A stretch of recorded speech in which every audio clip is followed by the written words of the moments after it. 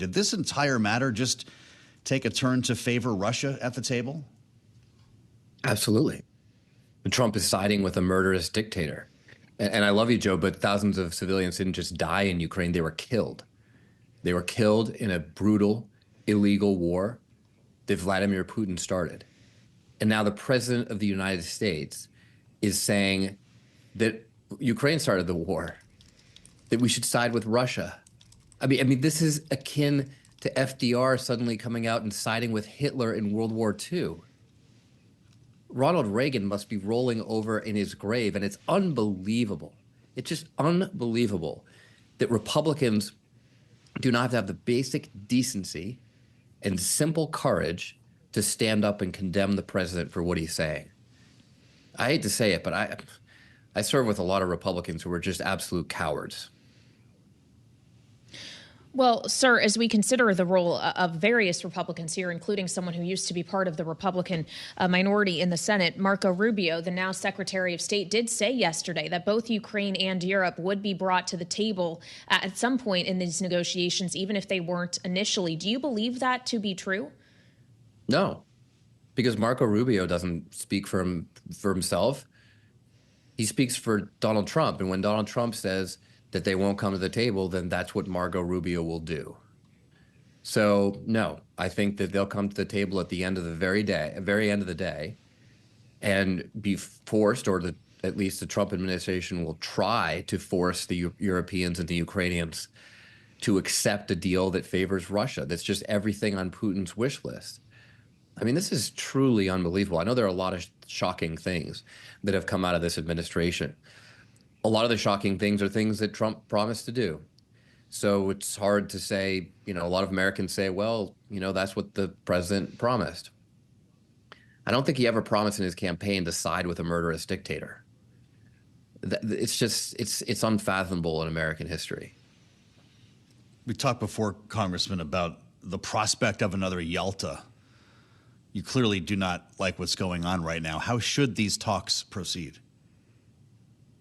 These talks should proceed by bringing Ukraine and Russia together to negotiate a deal that restores the sovereign borders of Ukraine because they were illegally taken by Russia, that provides some form of restitution for the billions and billions of dollars in damage done to Ukraine and its economy, and some sort of restitution for the hundreds of thousands of innocents killed in this war, although we know very well they can never come back. But the idea that an American commander-in-chief would throw out all of that to side with Vladimir Putin is something that our Congress needs to come to terms with. His Republican supporters need to come to terms with.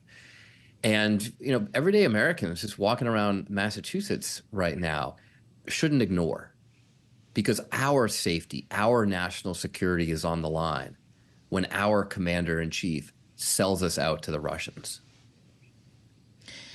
Well, as we consider what all we've heard, not just from the president himself, but from the likes of the defense secretary, Pete Hegseth, this notion that the U.S. is not willing to have peacekeeping forces on the ground to make sure that any kind of peace is lasting, that should be left up to Europe. Having been deployed yourself, Congressman, on multiple occasions, as Joe mentioned, should U.S. troops have to play that role? I'd like to think that they won't. But you absolutely don't take that off the table. I mean, at its best, that's just unbelievably dumb negotiating on behalf of the Secretary of Defense and the President of the United States. But what we're clearly seeing, and I suggested a few days ago, is this isn't just bad negotiating. This is negotiating on behalf of the Russians. That's what Trump and Hegseth are doing. They're negotiating on behalf of the Russians. As we spend time with Congressman Seth Moulton, the Democrat from Massachusetts, what will then be the answer, Congressman, from your Armed Services Committee? What are you hearing from your colleagues on the committee? What does the chairman want to do? I mean, look, my colleagues are in disbelief, but the problem is that they're silent. That's the problem. Republicans in Washington don't agree with this traitorous talk. They want to support Ukraine, but they're scared. They're just scared of Donald Trump. They're scared that they'll lose their precious little seat in Congress if they say anything bad about the president. And that's why I use the word coward to describe so many of my Republican colleagues. Well, the argument that I won't say that they're all monolithic in this, but that you hear some making, Congressman, is that Europe should have a greater responsibility for its own defense here. That part of this is that Europeans need to be sharing a greater portion of this burden. Is there no accuracy to that suggestion, or do you not see that concern as valid, that Europe cannot stand up its own resources and make its own investments in its defense and security right now? Because the administration would argue that is part of what they're pushing for here. Sure, that's a valid concern. That's a valid point of view. That has nothing to do with selling out to the Russians. And that's an absurd, an absolutely absurd implication. I mean, tell me, you're asking this question. What on earth does that have to do with siding with Vladimir Putin over this murderous war? What does that have to do with giving away Ukraine's sovereign territory? What does that have to do with lying about Zelensky and how this war began? I mean, I'm sort of aghast at the question. Well, I'm only suggesting that what you hear from the president, in part, is not just his language around Zelensky or around Putin or about his ability to be a deal maker, but also specifically about the U.S. financing that has been provided to Ukraine. It does seem the money here, Congressman, is an issue for him, and he would like to see Europe standing up more of that. Do you not think if Europe were to say, okay, we're all going to pay, or NATO specifically, 5% of our GDP, that is now our goal in terms of defense spending, that that could make the president come around in some of these other ideas? No, I don't. I don't think so, because he's clearly shown that he's going to side with Russia. That's what he's shown. That's what everything here says.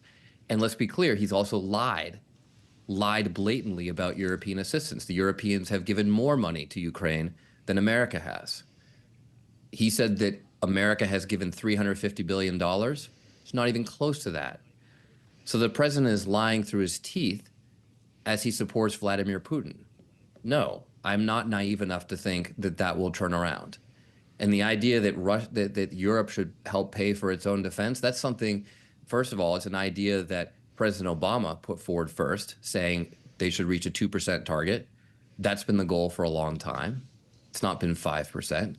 I heard some of the European allies at Munich talk about getting to 5% as an ambitious goal. I'd like to see them reach that too.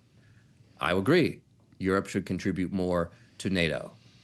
I am not sitting here selling out to the Russians.